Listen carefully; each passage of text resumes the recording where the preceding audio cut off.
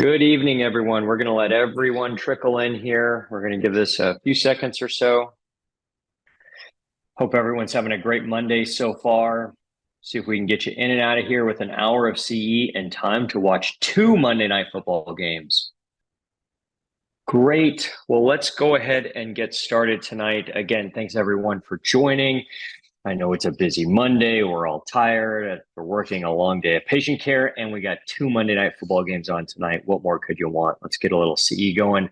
First off, special thanks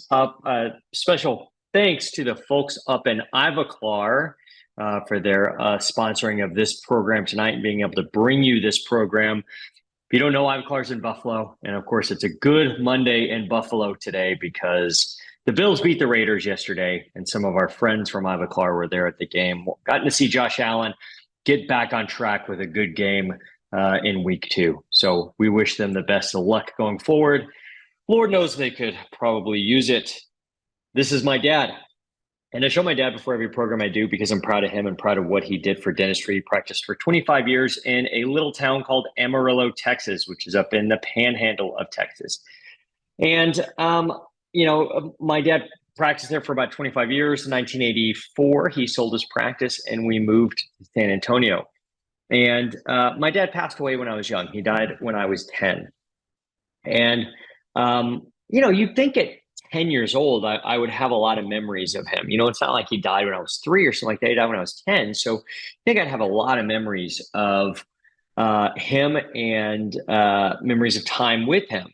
And I really don't. I have a few pretty vivid memories, but not just a ton. And you'd think the memories that I would have would be really important things like Christmas morning, like going on family vacation, those kind of things. And they really aren't. That's the interesting thing about my memories. My fondest and most vivid memory of him was a very small thing, something we've probably all done with our kids when we needed to burn a couple hours. And that was go to the movies. In the summer of 1985, my mom went to go visit her sister and leaving me with my dad. And of course, in the 80s, dads were maybe a little less engaged with being a parent than they are today. And it was a hot summer day, too hot to play outside or anything like that. So he took me to see a movie, something we've all done with our kids just as a way to burn a few hours. Put a 6-year-old in front of a screen and you buy yourself a few hours to breathe and have a good day, right? And the movie that he took me to see in the summer of 1985 went on to become my favorite movie of all time. That movie is Back to the Future. Now, I think a lot of that has to do with sentimentality about this movie, about why this has become my favorite movie, but it really is. And I still think it's a perfect movie. In fact, I've been obsessed with this movie. I dress up every year as Halloween for Marty McFly. My wife always wants to do like couples costumes. And I was like, yeah, great. No problem. That's super easy. I'll be Marty McFly and you be Marty McFly's girlfriend, right? Easy. That's an easy couples costume, right? And so being a 6-year-old and walking out of Back to the Future in 1985, I was obsessed with one thing, and that was the car. And of course, I was just so stunned about how a car could have doors that open that way. It was like mind-blowing. Like, forget the time machine thing. It was about the fact that the doors open the way they did. And I remember thinking, like, when I left that movie, that one day I will own a car that has doors that do that. And of course, Back to the Future made the car, the DeLorean, famous. And the DeLorean Motor Company no longer exists. Well, it still does, but it's in a totally different form and owned by different people. And it went up in a cloud of smoke and cocaine. And but there's another car that has doors that do that. And anyone know what it is? That's right. It's a Tesla Model X. And in the summer of 2020, I became the proud owner of a Tesla Model X, really just because the way the doors move. That's really, really what started it. And this isn't like a humble brag or anything. I bought it used. So no one's bragging about the used car that they bought. Here we go. And you can see here I am in my Halloween costume, dressed up as Marty and enjoying my Falcon Wing doors. And, I actually, it's interesting. I bought this car from someone that some of you may have heard of. I bought it from a guy named Manu Ginobili, who is one of the greatest San Antonio Spurs of all time. Basketball Hall of Famer, 2 or 3 time world champion, hit the game-winning shot in the 2005 NBA Finals in Game 7 against the Detroit Pistons.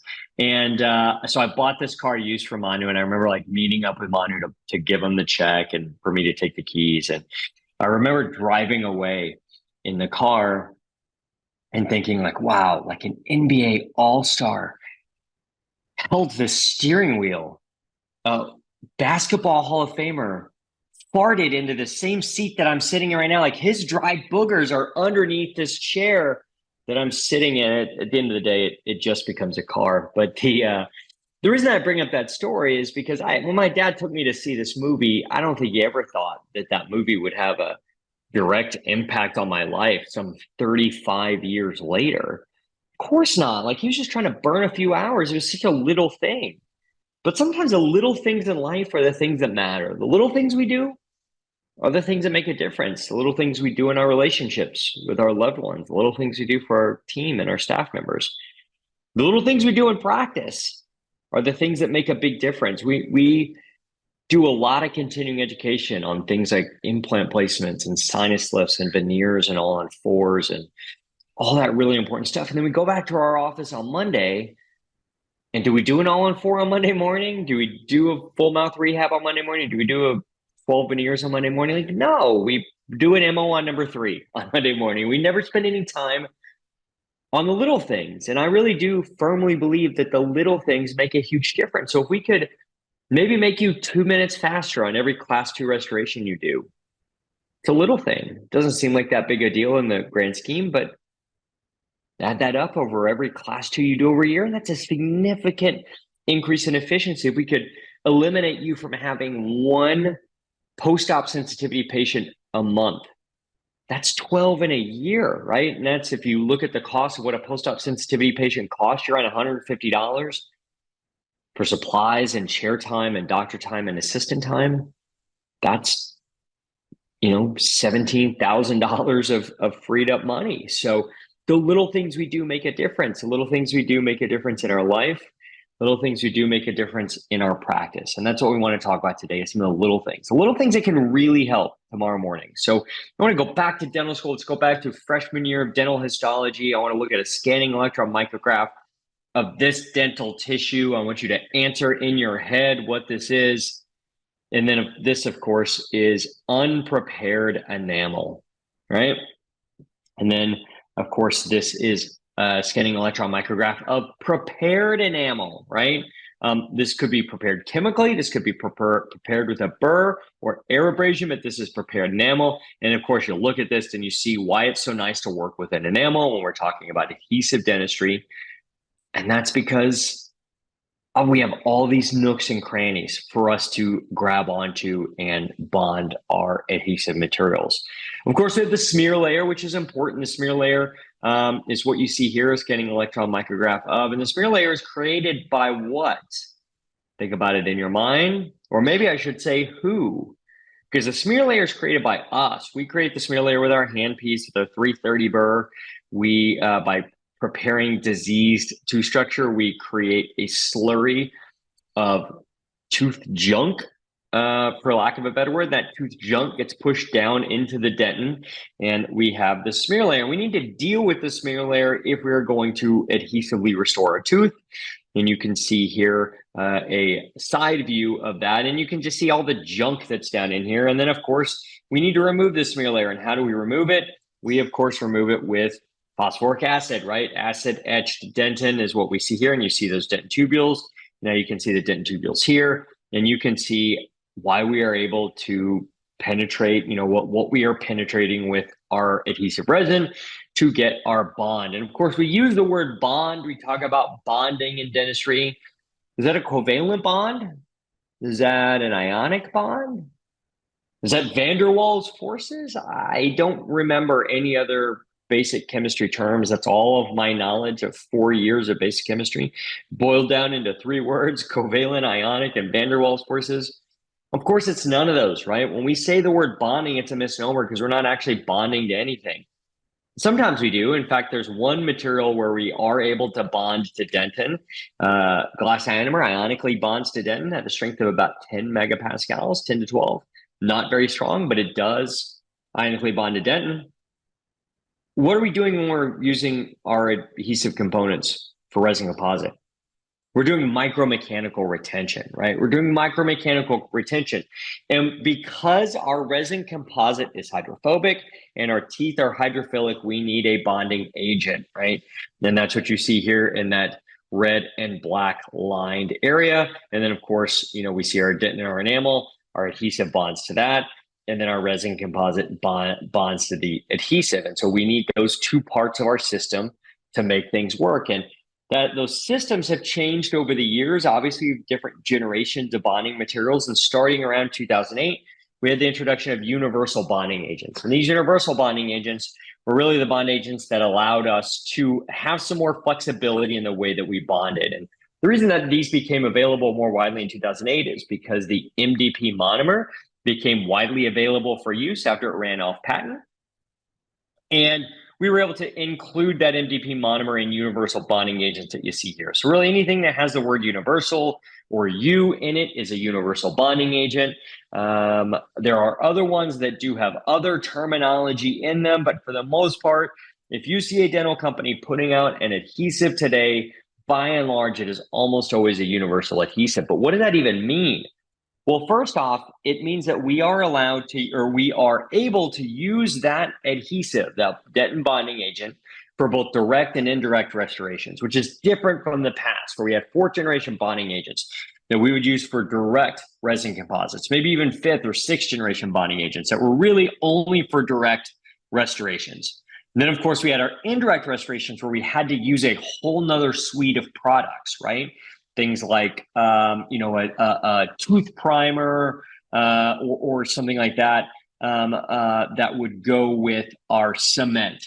So we'd have a completely different adhesive system for one type of restoration than the other. And with this, the idea is that you can use the same adhesive system to fuel all your dentistry, whether that be whether that be direct or indirect.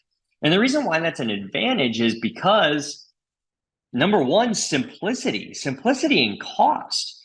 If we can only use one product for all of our adhesive dentistry, it minimizes the number of bottles we need to buy, minimizes the number of things that our assistant needs to set up in the operatory, knowing which material we're using or any of that.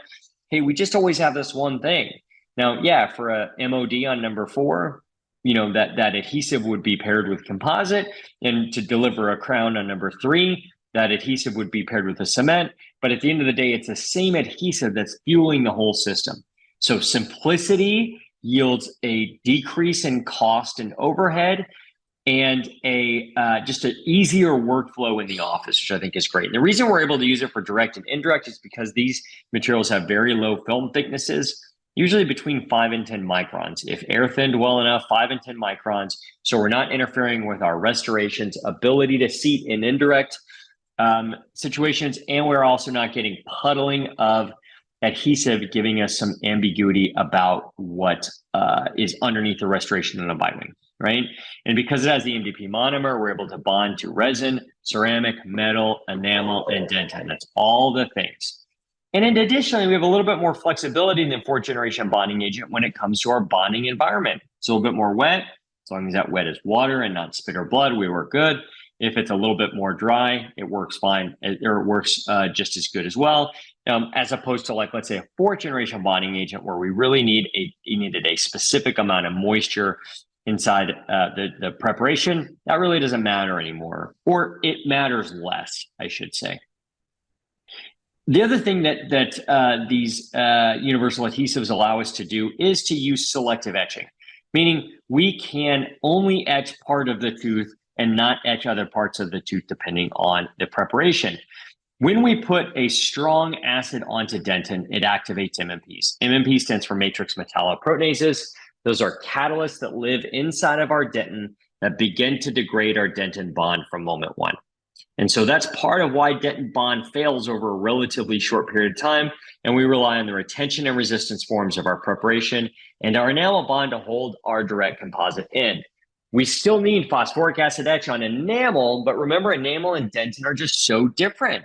Enamel's organic. Enamel is inorganic. It cannot be over etched. We saw that SEM of enamel rods before and how easy it is to get great bond strength to enamel. Dentin is organic. It's fragile. It just handles much more differently. And so we know we can over etch it easily. So we want to rely on the self-etch monomer in our adhesive to really get a good, gentle bond to that. And de Monk was one of the first ones that talked about this enzymatic degradation of dentin bond because of MMPs and how we can use self-etch adhesives properly in order to ensure long-term restoration. So I was taught total etch method, bottom right-hand side, right? We put blue on everything. And that's fine. We get a great bond to enamel because we have that strong acid on the enamel, which is what we need. But dentin, we don't have a great bond to here because we've activated MMPs with that strong acid, phosphoric acid. Etch, so we get a great bond to enamel, poor bond to dentin. Okay, so wow, we got problems here, right? We have poor bond to dentin, and phosphoric acid is a problem. So let's get rid of phosphoric acid, right? Let's swerve into the other lane. If blue is a problem, get rid of the blue. Well, okay, so that would be like the one in the middle, self-etch. The problem with self-etch, this is where we rely on the self-etch monomer in the adhesive. The problem with self-etch is that the self-etch monomers in our adhesives cannot be very acidic. If they get more acidic than they are, and they're generally around 6.6 to 6.7 on pH, which is pretty close to neutral, if they get much more acidic than that, they will begin to precipitate out of the adhesive. So we have to rely on that very gentle self-etch monomer to etch the tooth. That does great to dentin. That's perfect for dentin because dentin is fragile and organic. But what is it not strong enough for? Enamel. So we get a great bond to dentin, but a poor bond to enamel because we haven't etched it well enough. Enamel needs that strong etch. So we tend to see marginal staining around here. So the Goldilocks, the one in the middle, is the one on the far left-hand side, selective etch. That's where we use blue etch only on the enamel, but not on the dentin. So we get our good etch on enamel with phosphoric acid, but that dentin, the stuff in the middle, the fragile stuff, we're relying on the gentle self-etch monomer for. So yes, I think selective etch is a way to go. It's the way that I do things in my practice every day. Yes, you can selectively etch class 2s. Just takes a little bit of time, and you need a good etch that flows where you want it. Total etch by Ivoclar is a great choice. Ultra etch by Ultradent's another good choice. What you really need is a 25 gauge cannula on that to be able to accurately place this stuff. And what I really love from an adhesive standpoint is the Ivoclar Adhes Universal Viva Pen. This is a great delivery system of a great universal adhesive. One click of the button on this pen, once you have the cannula attachment, that cannula will begin to flood with adhesive. What this allows us to do is to not lose any of our adhesive to evaporation, which happens a lot. Out of your 5 ml bottle of adhesive, you're probably losing around 2 milliliters or more to evaporation. So we get direct application from our container of adhesive into the preparation. There's no other company around that does this in this good of a way. It's a universal adhesive, so it works just like we talked about it. Way less waste due to evaporation. So we get around 187 applications per 2 ml pen. You would never get 187 applications out of a 2 ml bottle, but because this is hermetically sealed, we lose far less of this. We do get a desensitization effect by using this, so this can also be used on exposed dentin areas in patients who are sensitive. And this works really great with Variolink aesthetic cement. So using these two together means we don't have to use any other type of primers or anything like that. What this really just means is when you're doing a quadrant of dentistry, it means you have fresh bonding agent on demand, which works really, really well. And we've got great bond strengths here with Adhes Universal. Just really, really great bond strengths, considering you have good isolation and technique on these. And we do have very good bond strength to both dentin and the self-etch, as you can see here, up to 40 megapascals, and enamel and a total etch just works great. So we know from some data that's put out by the ADA about every 5 years, and they didn't do the study in 2020. But I'm hoping to see an update on the study in 2025. Obviously, they didn't do this in 2020 because we were kind of busy with other stuff for a few months. Out of every 4 restorations done in this country, 3 of them are direct restorations. So 3 out of every 4 restorations, or 75%, are direct restorations, meaning there isn't a day that goes by that we don't pick up resin composite if you're a general and restorative dentist, right? That you're doing direct restorations. And of course, this is from the Survey of Dental Materials in 2019. And we see here what we already know, that resin composite makes up the vast majority of this market, right? Still see a little bit of amalgam, not really in Europe anymore, a little bit in the States, but I'm would anticipate that 4% to dwindle. And of course, we have glass ionomer, which absolutely has a place for carious cervical lesions on adults, and then also some pediatric teeth. I think glass ionomer is a great choice for some of those. I'd love to see that number grow on the glass ionomer side as amalgam goes down. But basically what this means is that all of us pick up composite every day. And I hate to tell you this, there's nothing I dislike more than composite. It's a pain in the butt. It's a pain in the peach emoji to place. And of course, if you're over the age of 65 and you're not really into emoji speak and don't know exactly what all the emoji means, a peach emoji means a butt. So this is a pain in the butt to place. I don't have kids, so far be it from me to tell you how to parent your kids. But if you're the parent of some teenagers and you want to know what your kids are talking about, just take a look at what emojis they're using all the time. And if you see a peach in that list of like one of the ones they use all the time, you might want to ask some questions. If you see eggplant, you might want to ask some questions, or carrots, maybe some questions. Water drops, you definitely need to ask some questions. I'm sorry. Composites are a pain in the butt to place. They really are. We all know this. They all know this. We all know that composites are one of my least favorite restorations to do. I'm less profitable on them by a long margin as opposed to indirect restorations. And I have far more postoperative issues on resin composite than I do any other procedure I do in my office. Part of that's because it's what I do most of all. 3 out of every 4 restorations done is composite. So obviously that means there's going to be more post-ops with those, but it's the nature of composites, I think, leads to more post-ops. We know it fails faster than amalgam or even crowns, depending on the size of the restoration, or indirect restorative material. It's more expensive than amalgam. We know that. We pay for it. We see the prices on these compules and syringes. We know that bacteria sticks to it, specifically karyogenic bacteria. Karyogenic bacteria loves resin composite. It attracts to it like a magnet.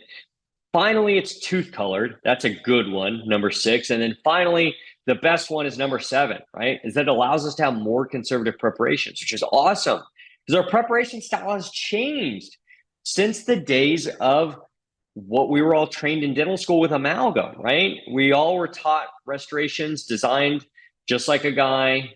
Who's the guy? That's right, GV black, green Vardaman black.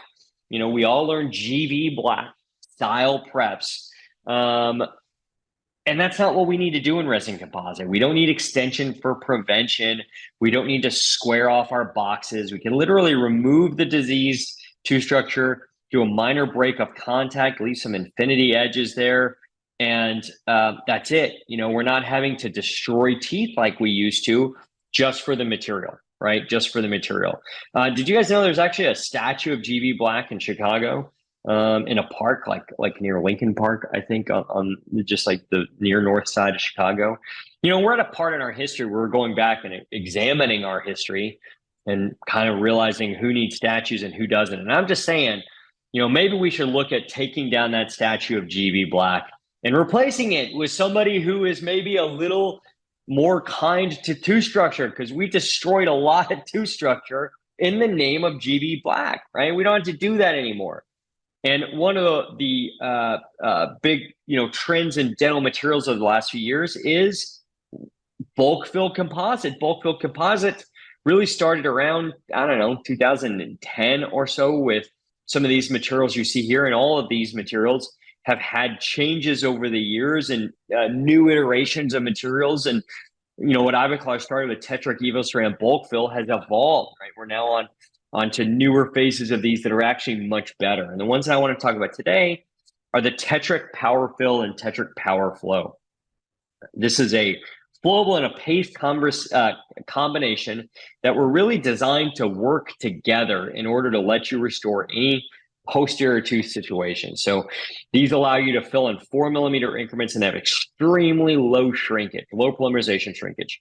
Just what makes bulk fill possible. The change in monomer systems gives us the ability to reduce the amount of polymerization shrinkage. And in the old days, we'd see much higher polymerization shrinkages. Polymerization shrinkage on these new bulk fills like Power Fill and Power Flow is down like around 1.6%. So I'm not saying it's not a factor, it's not something we worry about, but it's just much lower than it used to be.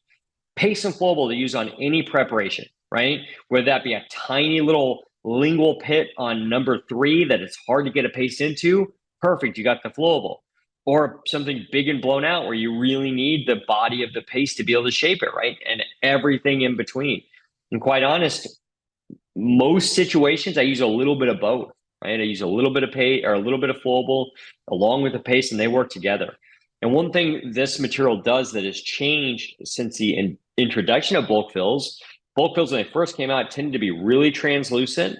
If there was any darkness in the tooth structure underneath the restoration, these restorations turned gray because of their translucency. But Power Fill and Power Flow tend to opacify as they're cured, and so we don't have that gray look anymore. And so I'm going to show you that. And these are great for posterior direct restorations. I'm going to be honest with you, I'm not using this in the anterior. I'm going to show you something else I use in the anterior later. But for this, I'm not using this in the anterior. So I think this is a really great choice. And this is what I was taught in dental school. This is probably what most of us were taught in dental school. Like 2 mm increments, that no one increment of composite should touch more than 2 walls. And this is really easy to do. On a Typodont tooth that's blown open, this is much harder to do on a minimal preparation in a patient's mouth with spit and blood and tongue and lips and cheek and all of that stuff, and gingiva and gingiva crevicular fluid. This is hard. This is really hard, and this takes time, right? And heaven forbid something like this, which is biomimetic dentistry. And the dentists that do biomimetic dentistry are blessed with hands that I don't have, right? But to be honest with you, I'm on Delta. So I'm getting $110, $120 for a class 1 composite. I don't have time to place 9 increments of composite. And certainly biomimetic dentists can show you boatloads of data to tell you that this is the right thing. I can also show you boatloads of data that show you that bulk fill composite, when placed in good isolation, does just as good as these. And again, the pragmatic part for most of us is that most of us aren't getting $600 or $700 for an occlusal composite.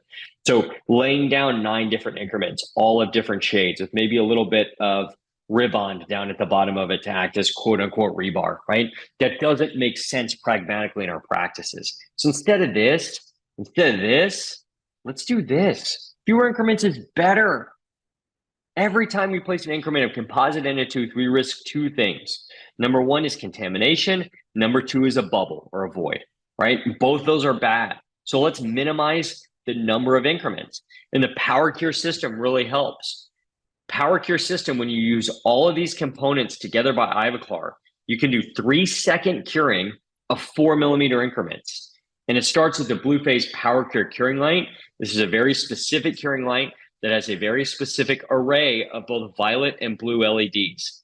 And you can see there in 3-second mode, it cures up to 3,000 milliwatts per centimeter square of output power. 3,000, it's a ton. But it's not just about the power. Some of you may have a curing light like a Velo or something like that that can do 3,000 or more on a high power mode, on a turbo mode. But it's about the specific array of LEDs that are in this light, as well as specific monomers that are in the system, in the adhesive and in the Power Fill and Power Flow system, that make it to where if you want to do 3-second curing, it's got to be with this light. So if this is something you want to do, you got to buy this curing light. And I can tell you, you won't regret it. It's a great curing light. You can use it for all materials. Doesn't have to be Power Fill and Power Flow, but when you use those, all you got to do is cure it for 3 seconds, which is sweet. This is real sweet. You also need to use this adhesive. We talked about this already. Adhes Universal and the Viva Pen. I guess you could use it out of the bottle if you wanted to, but if you're going to use Adhes Universal, makes a ton of sense to me to use it in this pen. Best delivery system in all of dentistry. 3-second cure, only with Blue Face Power Cure. I don't care if you have a light that goes up to 4,000 milliwatts per centimeter squared of output power. It's about the array of LEDs and the monomer system that is in this. And then, of course, we've talked about it already, power fill and power flow. These materials, again, same thing, specific photo initiators and monomer systems to work for the 3-second cure only in that system. So you certainly can use this composite with any curing line on the market. You just need to cure it for 10 seconds. If you want to do the 3-second cure, got to use a Blue Face Power Cure. So great system. If you're looking to increase your expeditiousness and your efficiency on posterior restorations, great way to do it. Really great way to do it. And can be pretty much used universally. So here's a tooth, chipped marginal ridge on a upper left first premolar. Pre-wedge always helps. No matter what, a pre-wedge helps you to get a better contact. Always, always, always.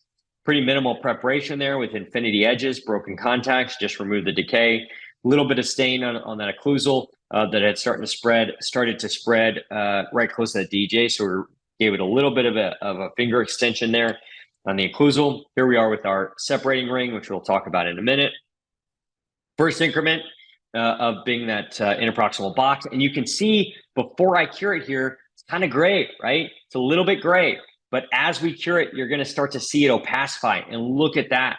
Look at how that color changed after we cured it, right? So that's that opacification effect that really, really, really is a nice part of this material. Here's that Blue Face Power Cure. One of the things I love about this light is that this charging stand comes with its own radiometer to tell if your curing line is working right. So really great thing here. You can run the test on your light here and just make sure that it's putting out the numbers that it should, right? So that we're getting what the output power that we need out of this light. And you can see here on our high power mode, we're looking pretty good. We are looking pretty good. So here are the shades that you get on that system. And you don't get your traditional Vita shades here. It's kind of the only choices we have. The IVA is designed to work with any A shade. The IVB is designed to work with any B shade. And of course, IVW is for any patients that have had whitening before. So pretty easy shading system. To be honest with you, we're doing this in the posteriors. I don't think you can entirely go wrong here. We keep IVA for older patients. We use IVW for younger patients. And that's basically how we do it. We just kind of 3-shade it. And that works really, really well. Of course, if we have a class 4 fracture on number 8 or number 9, we're not going to use Tetra Power Fill and Tetra Power Flow for that. We're going to use something different, and I'll show you what that is going forward. Pros, reduce time, right? Less isolation. The less increments we do, the less chance we have of contamination. Obviously, greater efficiency makes things work faster. The fewer layers we put in, the less chance we have of getting a void. We got to use a good curing line. We have to use a high power curing line with a broad spectrum here. Obviously, the Blue Face Power Cure makes a ton of sense if you want to do a 3-second cure. But any curing light will work with these materials. You just need to give it 10 seconds, but it needs to be high output. Bottom line. Got to use a segmental matrix. We'll talk about that in a minute. And again, these materials are a little bit more translucent than the other ones. But you saw that case. You saw how that went from kind of gray to more opaque. That's what these tend to do, is they opaque as they cure. Then, of course, fewer shade choices. And then overfill, right? Overfill, where, we're filling up a lot of our increments or a lot of our teeth preps with just one. Sometimes we overshoot because we don't want to undershoot, and we spend more time with our finishing burst. So we just want to be careful on that. And so, we do have some data on these. Van Dyken has one of the best studies. It's a 5-year randomized controlled trial that showed that bulk fill composites, when placed with good careful isolation technique, work just as well as incremental fill composites, even slightly better, but maybe not statistically significant, but slightly better than incremental fill. This is from Kapoor. This is a study on gap formation. Any light cure material cures towards the direction of the light. And so on a light cure material on a class 1 composite, that's typically going to be occlusal. Occlusal composite is typically going to leave a gap on the pulpal floor, and that gap can lead to sensitivity and recurrent decay and all kinds of bad stuff. And we see a decrease in gap formation on bulk fill teeth, which means that, which makes sense because the decrease in polymerization shrinkage, right? And then finally, Rosado here, who looked at bulk fill teeth and incremental fill teeth and found that bulk fill teeth have a higher fracture resistance than incremental fill teeth. So it's at least as good, if not better. And if it's at least as good, if not better, and saves you time and makes your life easier, like, why wouldn't you want to switch? So we've got a lot of good systems on the market. I really like that Power Cure system that we talked about. 3M Filtech One system is nice, and the Viscolor system by Voco is nice as well. I think it's important that you pick a system and you go with it and use it and really focus on technique, and these systems will all work for you. A couple of instruments I really like. I really love this OptiSculpt pad. This really allows me to push composites against flat surfaces, whether they be anterior teeth, like a class 4 situation. These little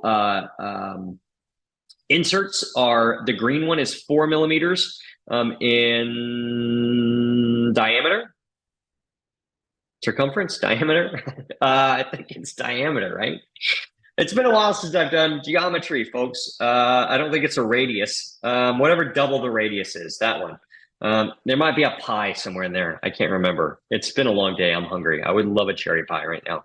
And then the black one is 6 millimeters, so a little bit bigger. These are Teflon non-stick. Composite will not stick to these. I use these again on anterior, like class 4s. I also love these on class 5s. These really, really help on class 5s. Anywhere where you have a flat surface, these work great on. So buccal surfaces, lingual surfaces, these work great. The instrument, obviously autoclavable, but those little replacement tips are not. Those are one-time use disposables. And we also have the OptiSculpt NG that works great for posterior teeth. Obviously, you can see 3 different attachments here. That blue one there, that sort of Tennessee Titans blue, is like a chisel. And then that black one is kind of like a ball burnisher. And then that purple one, that Minnesota Vikings purple one, is like a acorn. Again, these are great for shaping anatomy and occlusals in class 2s. And again, instrument autoclavable, but those tips are disposable. And I love a wetting resin. I think a wetting resin does a really nice job of helping us control our composite, put it where we want it, and help us control the anatomy. And so what you really want when you use a wetting resin, a lot of people use an adhesive resin on this. The problem is that adhesive resins have, so basically your bonding agent has some filler in it, and it has HEMA in it. And so HEMA will cause the restoration to change color over time if you use that as a wetting resin. And then the filler will cause laminations in your restoration. So you don't want to use that. So this is one that is unfilled and HEMA free, so it can be used really well. So you just want something like that that will help you control your instrument or control the composite with your instrument without the material sticking to your instrument. I think that interproximal contact is one of the most underrated aspects of a restoration. So you look at a restoration like this, right? And this patient came in complaining of food pack right here, right? And you can tell by looking at this that this tooth was restored with a Toffel-Meyer matrix. And I can tell because this is really, really straight right here. And then, of course, you can kind of see where the wedge was wedged in there and kind of caused a little divot into this restoration. And so when we use a Toffel-Meyer was, of course, designed for amalgam. And amalgam, it worked well because we're condensing the amalgam and we could contour out the matrix while we place that amalgam. But composite, we don't do that with, right? So with composites, we end up with these straight angles. And here we have an interproximal contact, except it's way at the occlusal part of the tooth, way at the occlusal table. It's a little point contact. It will snap floss, but of course, anything that gets pushed in there is just going to get stuck in there and stay. And this is a patient that has small to moderate class 2 that, because of food pack, is potentially going to get recurrent decay. When they get recurrent decay, is it going to be up here? Of course not. It's going to be down here. So again, small to moderate class 2 that leads to recurrent decay right here, which sets the patient up for needing crown lengthening. Of course, look how close we are to the pulp here. So if we get a little bit of decay in here, we're much closer to the pulp than, say, the same amount of decay up here. So maybe endo, post and core, crown. Like, again, this was a small class 2, and now we're setting the patient up for significant risk for substantial dentistry, right? And so that's why I think Toffel-Meyers just don't make sense for composite. They are an old piece of equipment. Thank you to Dr. Toffelmeyer, wherever you are, for your contribution to dentistry. But I think they really go the way of the dodo as amalgam has gone. And it's time for us to move towards a segmental matrix system like this V3 system. This is the same exact system as a Palodent Plus system, where we have a ring, we have a matrix, we have a wedge. These are made for composite.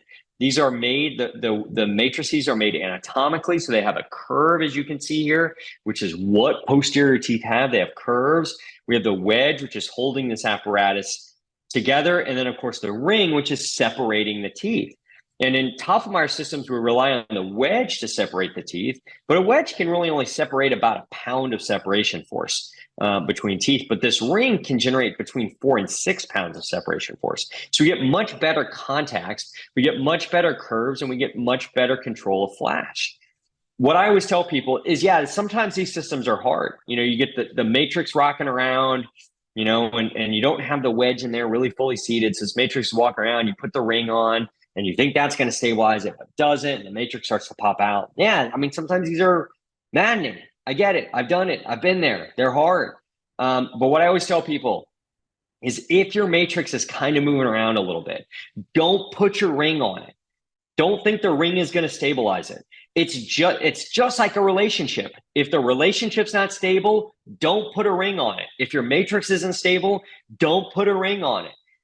Pull the wedge out, get the matrix all the way down into the sulcus, and then reposition the wedge until it is stable, and then put the ring on. So that's how these systems work. I also love the Garrison system. I think the Garrison system is great. Comes with different sized matrices from occlusal to apical, so that you can size it for the particular tooth you're working on to try to get the most accurate anatomical restoration possible. These are the newest Garrison ring, or second newest Garrison rings. They have a new kit that just came out a few months ago called the Strategy, which I like a lot as well. This is the 3D Fusion XR bands. And this is the blue and white band, the kind of Dallas Cowboys colored band, is for short teeth. The Denver Broncos color band here is kind of for long teeth, and the Green Bay Packers colored band here is for preps that get wide, either buccal or lingual. If you go through the line angle, this green one works really well. When I was in dental school, we called this something. I don't know if you guys called it the same thing, but we called these dolly bands. And I always wondered why we called them dolly bands. So I asked our faculty one time, I was like, why is this called a dolly band? Like, was there a Dr. Dolly? And my operative faculty laughed and said, no, that's a Dolly Parton band. A Dolly Parton band? Any of you guys ever heard that terminology before? A Dolly Parton band? I didn't know Dolly Parton was a dentist, right? Because we name things in dentistry after like the people that invented them. So that's wild. Wait a second. Dolly Parton's not a dentist. Does that mean that we named this after Dolly Parton because it has a couple of humps on it? Like, really? Dolly Parton, the legend. This woman, who's an amazing American, who donated to vaccine research before Congress approved Operation Warp Speed. Dolly Parton, one of the greatest musicians of all time. Dolly Parton. Have you ever heard the song Jolene? Oh my God, it's still amazing. It's a bop, as the kids would say today. It slaps, as the kids would say today. Still holds up. Great song. You remember that movie, The Bodyguard, with Kevin Costner? You remember the Whitney Houston song at the end, the one that I will always love you? That one? You know that Dolly Parton wrote that song? You know that Dolly Parton wrote Jolene and I Will Always Love You on the same day? Dolly Parton is a legend. A legend. The town of Pigeon Forge, Tennessee would not exist if it wasn't for Dolly Parton, because she has a theme park there named Dollywood. Amazing. This woman is a legend.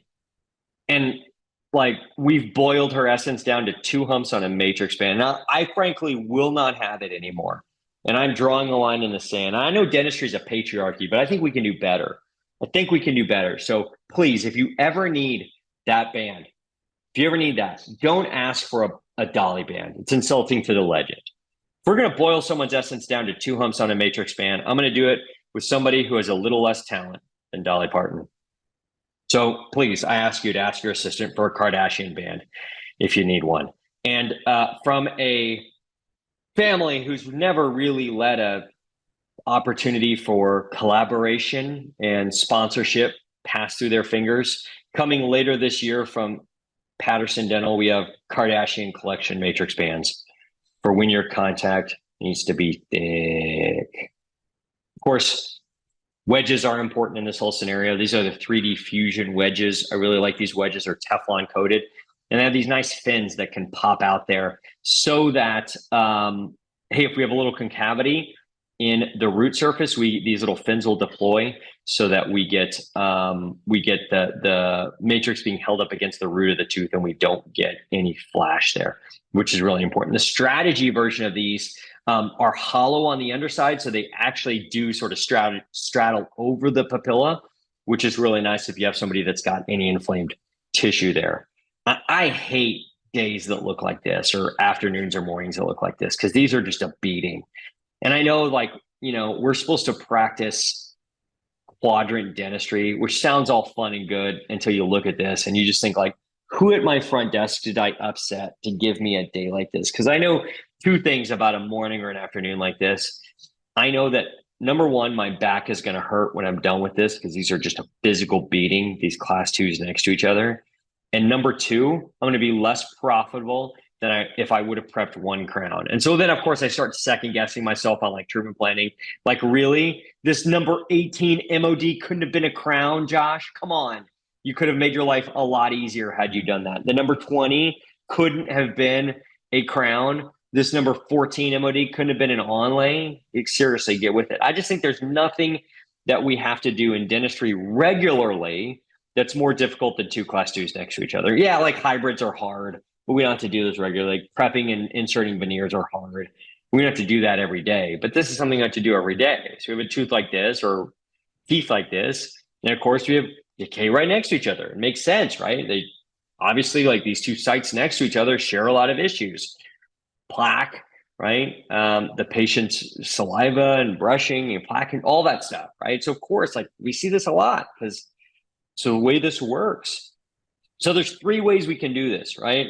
First one is, all right, I'm just going to keep it modular, right? Make it simple. Make it simple. One tooth at a time. We're going to get through this, right? So we prep our first one, and then we fill our first one, and life is looking good, and we're just powering through, right? Everything's going to be good. Taylor Swift's playing on the radio. Everyone's happy. Everyone's having a good time. And then, of course, now it's time to prep the second one. And what always happens every time we prep the second one? We always ding the first one. I don't care how careful you are. I don't care how small of a burr you use. I don't care if you fit that, like, a little piece of matrix in here first. I don't care if you put a sheet of sheetrock in between these teeth. You're going to ding the first one. It's the Murphy's Law of direct restorative dentistry. You're going to ding the first one when you do the second one. All right. And then you're going to try to buff it out. You're going to go through with a finishing burr. You're going to go through with some finishing strips. You're going to be polishing them in there, moving that finishing strip back and forth like you're a Boy Scout trying to start a fire at Boy Scout camp, right? And that's what it's going to look like. Smoke's going to be coming out of the patient's mouth. You're going to think, like, oh, I buffed that bad boy out. I'm good. And then, of course, no, you're not good. You're always going to have this weird ledge on your contact, and it's going to shred or pop floss. So then the next time, you're like, no. Fool me once, shame on me. Fool me twice, shame on you. I got you this time. I know how to beat this. We're just going to prep them both together. We're going to prep them both together. Now we're not going to ding anything, right? Oh, I got you. I know it. I've got it mastered down, right? And then what do? We fill the first one, and it's always too fat when we fill it, and we end up impinging on our space for the second one with too fat of restoration. And you get out your finishing burr, and you get out your disc, and you get out all of your stuff. You're making the fire inside the mouth. You're trying to buff that down. You think you got it, but of course you didn't. You've got number one over contoured, number two is under contoured, and you have a weird S-shaped contact that will not floss appropriately. So we only have one other option. That option is to prep them both at the same time and to fill them at the same time. And a little bit of caveat on that. Now, first thing is we definitely need a sectional matrix to do this, and you probably need to put on a rubber dam. So let's go through that. This is Yang. Yang is a graduate student at the University near my office, and we are in caries control on Yang. He's got caries everywhere. So we know we've got to get all these caries taken care of before we move on with other treatment. I know that these are going to be big and they're going to be deep. And by the time I get them prepped open, you can see they are big and they are deep. And at some point, one of these is probably going to need some indirect restorative. But we got a mouthful of these. I literally cannot go and blow his entire resources on two teeth on the upper left side, right? So we've got to be able to do direct composite here until we can stage out some more exotic treatment on him, right? So we got him prepped out. They're deep pulpally, right? And they're wide buccolingually. So we've got our matrix in. We've got two matrices in. We've got one wedge and one ring. What I want to do is etch and bond both of these together. So I've already done that here. You can kind of see the shininess on this. We're etched and we're bonded. Now I'm going to pick my whitest restoration buccolingually. For me, it's the first premolar here. I'm going to place my first increment. That first increment is my first marginal ridge. Okay, place my first marginal ridge, shape it, use that seam free, use my OptiSculpt instruments, all of that stuff to shape this first marginal ridge, and I cure that. This was around 4 millimeters or so. So this is IVA tetric bulk fill. IVA tetric power fill with maybe a little smidgen of flowable in here, and then cured, shaped and cured. Next thing I do is restore the rest of that tooth all in one increment. Everything's less than 4 millimeters here. So I place one increment of tetric power fill, shape it, and cure it. Okay. Now you're going to see why we need a rubber dam. So as I go from here, I'm going to remove the ring, tease out the wedge, tease out the first matrix, put the wedge back in, put the ring back on, and recontour this matrix. That's why we need a rubber dam. Because if we don't have a rubber dam on at that step, you're going to get a bunch of bleeding in here. You're going to have contamination. You're going to have to start your etch and your bond over here. So that's why we need a rubber dam. The reason we have to do that step is we cannot overcome the thickness of two matrices. We can overcome the thickness of one. We cannot overcome the thickness of two, which is why we got to stop halfway, take one of them out, and put this apparatus back on. Okay, now we're back on, we're recontoured. I'm going to place my next increment, which is the other marginal ridge. I'm going to use my OptiSculpts. I'm going to shape this instrument using my wetting resin. I'm going to cure it. And as soon as I'm done with this, I get the ring off of the tooth because the ring is always, always, always in my way. So once the ring is gone, it makes it way easier to place this next increment, place this increment here, shape it, contour it, do all of my stuff. There we are. We're done. We've taken our matrix out. We've taken our wedge out. And you can see we have some flash here, right? Which we are always going to have. You are always going to have flash on a posterior resin composite. The tip or the key is controlling where the flash goes. And look where my flash is. It's mid-buccal, mid-lingual. A little bit here, a little bit here. Easy to clean off with the 7901 finishing burr. 5 seconds here and here with a little disc, with a little finishing disc, right in the same spots. What you don't want is you don't want resin in the contact area, right? As we go in proximal, that's where you can't get it. And of course, as we cure it, you can see that opacification there. Looks gorgeous. I think this is a great material to use in that. Tetric Power Fill and Tetric Power Flow works great, makes it easy. Do both of those, even with me stopping to take photographs in less than 40 minutes, about 38 minutes for that. If I wasn't taking photographs, I'd been done in 35 or so. So two of those big ones like that in 35 minutes, prep, rubber dam, prep, fill, and finish and adjust occlusion, pretty darn good. So that's what Tetric Power Fill and Tetric Power Flow and that Blueface Power Cure system can do, is make your life easier. Now, real quickly in the anterior, I think Tetric Prime is the way to go. Tetric Power Flow and Tetric Power Fill work great, but they don't give you enough color options really to use it in the anterior. So I like Tetric Prime for that because yes, I still have 2 millimeter increments, just like traditional, but it is creamy. It's easy shaping and handling. It gives me a really nice chameleon effect, and I have a bunch of shades to choose from. You can either do single shade stuff, or you can do multi-shade layering with Denton shades, with enamel shades, all that kind of stuff. Anterior direct restorations is where I'm going to use this. And they do have a material called a T shade. T shade is like translucent shade. that can be used as a universal shade. I'll show you where I'd use that right in just a second. And so look at the handling here of Tetric Prime versus, I believe this is Omnichroma on the right, how the Omnichroma slumps, and this doesn't slump. So this lets you handle it really well. It's really creamy, but it also stays where you put it, which is really nice. And then we have our Tetric Evo Flow, which is a flowable, which can either be used alone or with the Tetric Prime in some situations where you may need that little bit of decreased viscosity there. 2 millimeter increments. Again, some of the same aesthetic chameleon effect, although this is going to be a little bit more translucent no matter what shade you use.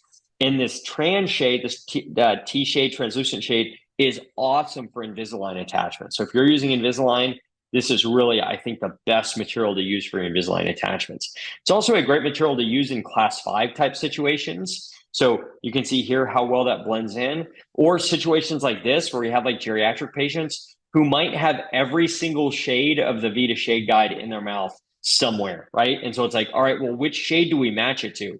Because you have all 16 of them somewhere in your mouth. That T shade is a really nice choice for that because it will blend in with whatever you do. Now, as we approach the end of our hour here, hopefully you guys have enjoyed this a little bit after a hard day's work. I try to put in a little bit of lightness and humor to try to maybe make your evening a little bit better. But I do think about my dad often. And, my dad, who as a general dentist in the, 60s, 70s and part of the 80s, really did 4 procedures, right? Really did amalgams, gold castings, extractions, and then some sort of removable pros, right?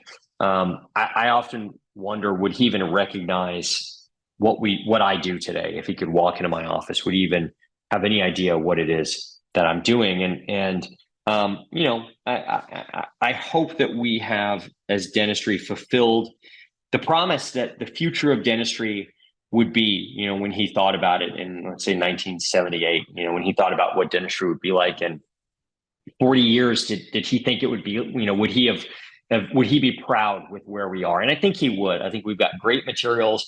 I think we can offer great services to our patients that are both aesthetic and functional. And I think we can do really great things in our patients' lives, things that he never would have dreamed of. And again, anytime you think that what you're doing may just be something little, remember, it's the little things that make a difference. It's the little things that make a difference with our team, the little things that make a difference with our family, and it's the little things in our practice that make a difference. And so hopefully today I've taught you a few of the little things that may make your life a little bit easier. Any of you can reach out to me anytime, jaustindds@me.com. You can also reach me anywhere on social media at Joshua Austin DDS, except for Snapchat, because I'm 44 years old. And any 44-year-old man who's on Snapchat is up to some nefarious stuff. And I'm also not on TikTok because, to be honest with you, I take Lipitor. And they really don't let people who take cholesterol medication do lip sync videos on TikTok. So Instagram is the best place to find me. You can find me there. And send me a direct message if you want at Joshua Austin DDS. So Kevin says, we used to get so much, we'll do Q&A right now. I'm sorry, I'm just going to jump right in. Kevin says, we used to get so much sensitivity when I did total etch and then the pen. Will selective etch help make that sensitivity go away? And yeah, I think it will. I mean, remember, phosphoric acid is a strong acid, dentin's fragile. And so we get a little over etching on that dentin. Sensitivity is one of the things. So 3 things that can cause sensitivity. Number one, most common thing with sensitivity is pore isolation. Number 2 is over drying your restoration after you've rinsed away your etch. And number 3 is over etching your dentin. So if you address those 3 things, you typically will eliminate sensitivity. Dr. Alex asked, is a power flow self-leveling?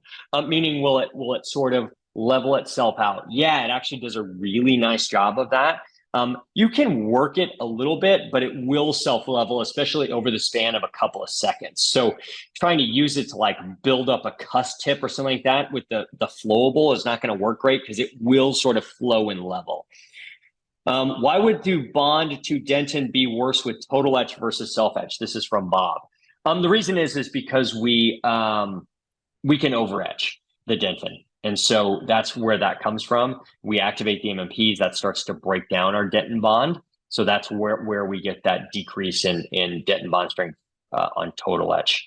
Let's see here. These Garrison rings have hard rubber cutting on gums, especially on the palatal. How to fix that issue? Yeah, that's a little bit of a thing, because most of the time you're focused on the buckle. And so just kind of looking at it in 3 dimensions, looking at it on the palatal before you let it go, will hopefully help you keep from pinching that gingival tissue on the palatal. Every once in a while, I do have to give someone some palatal anesthesia when I really need it to be down low like that. Let's see here. How do you get flash more in the buccal and lingual as opposed to interproximally? That's from Christina. That's from using sort of those infinity margins. We do like a sort of infinity margin as opposed to a hard box, and then using a segmental matrix system. It's really going to push that flash to be more buccal and lingual than it will be interproximal, which is definitely what we want. Elaine is asking about how to get credit. I think Trung from Viva is going to have a quick little thing about that coming forward. So we should be good. Well, very good. Thank you guys so much. I hope you guys had a great. Oh, Dr. Moskowitz asked the name of the wedges. Those are Garrison 3D Fusion wedges. So thank you so much. Trung, do you have anything else to add? Are we all good? All good, sir. Thank you guys so much. You guys have a great night. Feel free to reach out to me anytime, and go Bills.